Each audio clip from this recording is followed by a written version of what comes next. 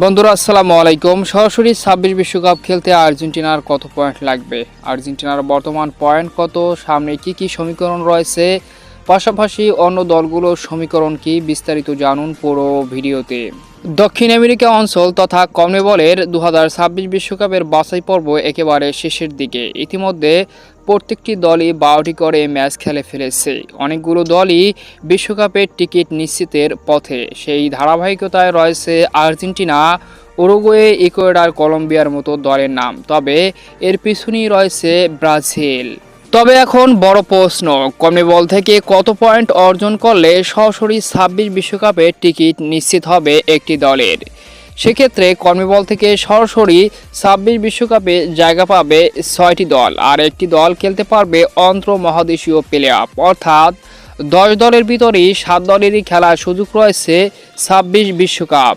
তাই অন্যান্য মহাদেশের থেকে কনমেবলের দলগুলো খুব সহজেই ২৬ বিশ্বকাপে টিকিট পাচ্ছে। সেক্ষেত্রে কমপক্ষে একটি দলে ২৬ পয়েন্ট অর্জন করলেই সরাসরি ২৬ বিশ্বকাপের টিকিট নিশ্চিত করবে।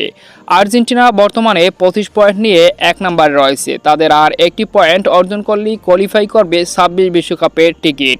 এর পরের স্থানে রয়েছে উরুগুয়ে ২০ পয়েন্ট নিয়ে, ৩ নম্বরে রয়েছে ইকুয়েডর ১৯ পয়েন্ট নিয়ে, ৪ নম্বরে কলম্বিয়া ১৯ পয়েন্ট নিয়ে। তো এই তিনটি দলও আর্জেন্টিনার পরপরই বিশ্বকাপের টিকিট নিশ্চিত করবে। এর পরের স্থানে রয়েছে ব্রাজিল ৫ নম্বরে ১৮ পয়েন্ট নিয়ে, ৬ নম্বরে প্যারাগুয়ে ১৭ পয়েন্ট নিয়ে।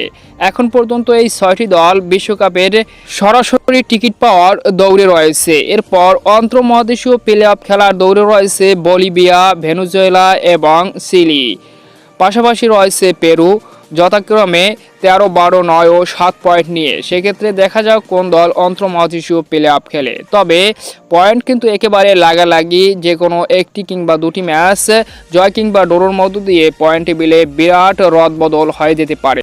সেক্ষেত্রে দেখা যাক আর কত ম্যাচ লাগে দলগুলোর। তবে আর্জেন্টিনার ২০২৫ সালের ফার্স্ট উইন্ডো তথা মার্চের উইন্ডো থেকে একটি পয়েন্ট অর্জন করলেই তারা কোয়ালিফাই করবে ২০২৬ বিশ্বকাপ।